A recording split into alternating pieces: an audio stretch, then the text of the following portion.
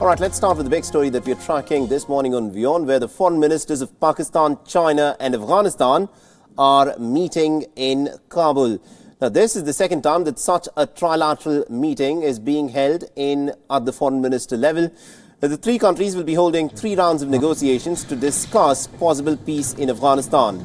Now, the first round will, of course, focus on steps to bring about political stability and also bringing the Taliban to the negotiating table. Now, the second round will focus on economic cooperation, and security cooperation will also be on the agenda in the third and final round.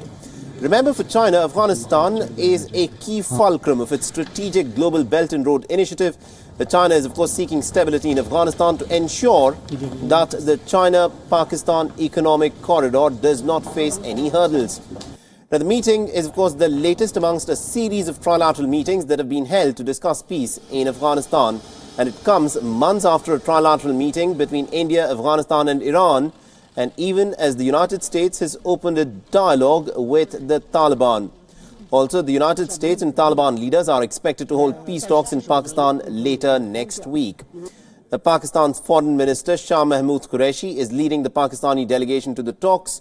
He'll be holding meetings with his Chinese counterpart Wang Yi and Afghan counterpart Salahuddin Rabbani. Now, this is Wang Yi's second trip to Kabul. We are asking them to come to the negotiating table. We are asking them to give up arms and come into the mainstream line. Sit and talk amongst themselves. Intra-Afghan dialogue is important. You have to reconcile amongst yourselves. We can help, we can contribute, but ultimately it's a decision of the Afghans to sit together and work out a future for themselves. Now, once the formal trilateral meeting ends, Pakistan and China's foreign ministers will be holding a bilateral meeting. Terror radiating out of the region, as well as attack on the Chinese consulate in Karachi, is also likely to be discussed.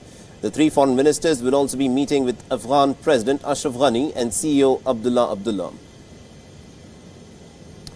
All right, now to discuss the implications of this important trilateral meeting that is presently underway in Kabul, we are joined in by former India's ambassador to Afghanistan, Vivek Karju, who is joining us live from New Delhi. Good morning, Ambassador. Let me begin by asking you this. Now, this is an important trilateral meeting that is taking place, and also the timing of it. How do you view Pakistan and China, getting involved in a peace process in Afghanistan? I think this is a very significant meeting. Because the Pakistanis are a critical factor in bringing peace to Afghanistan, as you've put it so well.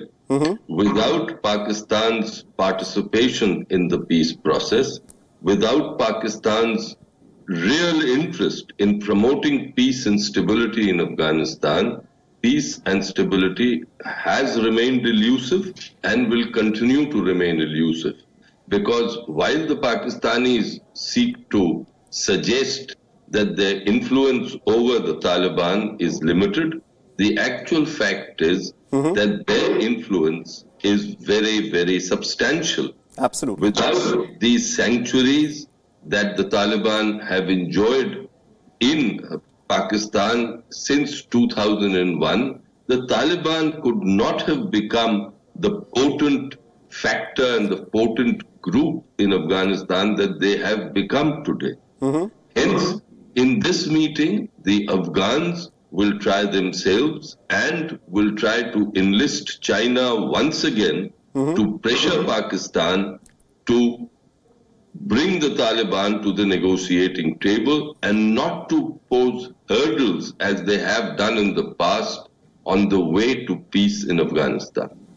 Absolutely, and considering that this is a trilateral meeting and the increasing, perhaps, interest of China in Afghanistan, on the back of the fact that the United States is slowly, of course, trying to withdraw. It does not have combatant troops anymore in Afghanistan. It is trying to pass on the responsibility of maintaining security to the Afghan soldiers. With that, China stepping into Afghanistan, how critical is that?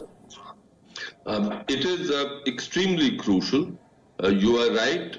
By now, it seems clear that President Trump, despite all the bluster of the South Asia and Afghanistan policy with which he had announced this policy on 21st August 2017. Despite all that, he is seeming to be very impatient and wants to bring about some kind of a situation in Afghanistan which will enable him to reduce troops, American troops. I think there are still 14,000 American soldiers present in Afghanistan.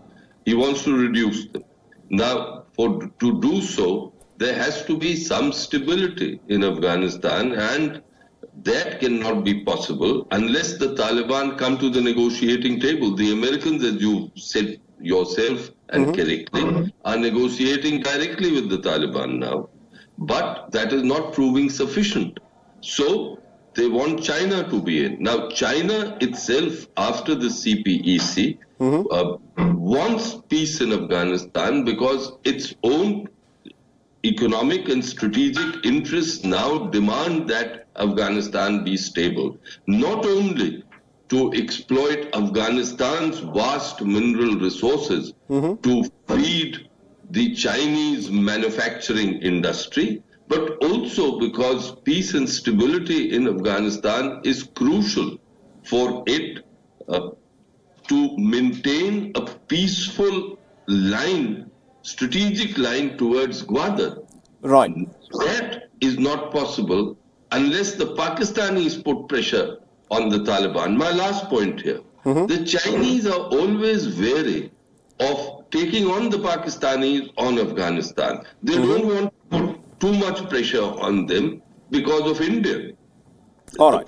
The ultimate utility of Pakistan for China is against India. So they play a balancing act here. The thing to watch is how will they play this balancing act at this stage and what will emerge from this meeting. Absolutely, indeed. That was a very critical point that you made, because China uses Pakistan to try and counterbalance India. Now, India is, of course, watching this meeting very closely. And should India be concerned with the growing influence which China is trying to, in fact, exert into Afghanistan? I think we have to be very watchful. Let us not forget that amongst the first countries that President Karzai had visited after he had become the interim president of Afghanistan way back in 2002 was China. Ever since then, Afghanistan's relations with China have grown steadily further. The Afghans think that they have interest in maintaining this relationship because of the economic factor. They know full well that Afghanistan's relations with India stand on a more abiding footing, a firmer footing. But because there is this growing relationship between Afghanistan and China, we have to maintain great vigilance and we have to be extremely careful. Absolutely, indeed. That is an important point that you've made, Ambassador. Do continue to stay on with us. Meanwhile, I'm told that we're also joined in by our Islamabad Bureau Chief, Anas Malik, who's joining us live from Islamabad. Good morning to you, Anas. This is an important trilateral foreign ministers meeting that is presently underway in Kabul. How is this being viewed within Pakistan? Well, certainly, Sari, it's viewed as a significant development, as a point of convergence between Pakistan, China and Afghanistan, given the fact that China wants to wants a more politically stable Afghanistan for the future of its OBOR as well, the One Belt, One Road initiative. Now, it has initiated that the China-Pakistan Economic Corridor. We've seen statements coming in that the Chinese would want the CPEC to be extended till Afghanistan, because primarily for the success of One Belt, One Road, the CPEC has to be connected to Afghanistan so that it can onwards be connected to the Central Asian states. Now, the Pakistani Foreign Minister, while speaking to this informal meeting, he said that this forum is basically to address all of the issues and to stop the blame game and to be constructive, including and look for the security, look for a proper solution to the security cooperation as well as border management. So the Pakistani Foreign Minister clearly setting the lines as well, and he said that despite of all, there are a lot of regional players that are involved in Afghanistan. This is what the Pakistani Foreign Minister is saying in Kabul as we speak. in that informal meeting at the presidency, at the Charchinal Hall, at the Afghan presidency, he said that despite of the fact that all the regional stable players are in Afghanistan, but it is in the best interest of Pakistan that there should be a stable Afghanistan, because a peaceful Afghanistan means a peaceful of Pakistan as well. So Shah Mahmood Qureshi clearly doing the same old rhetoric, but in terms of convergence, or in terms of the geostrategic partnership, if you look at it, it will be a big significant visit. Now, what he can confirm that there would be there's likely to be an MOU that is to be signed on anti-terror cooperation between China, Pakistan, and Afghanistan at the end of this trilateral meeting. Yes, Ali. Absolutely, indeed. That is an important perspective from Pakistan.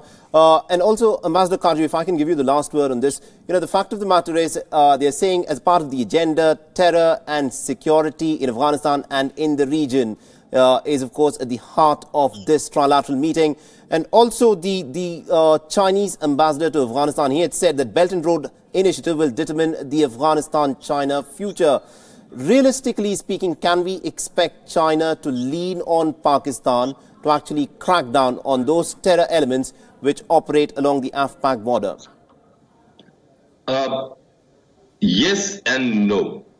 Yes, because it is in China's interest to see that Afghanistan becomes stable, that there is a dialogue between the Taliban and the Afghan authorities. No, because I think beyond the point, the Chinese don't want and have never earlier pressed the Pakistanis.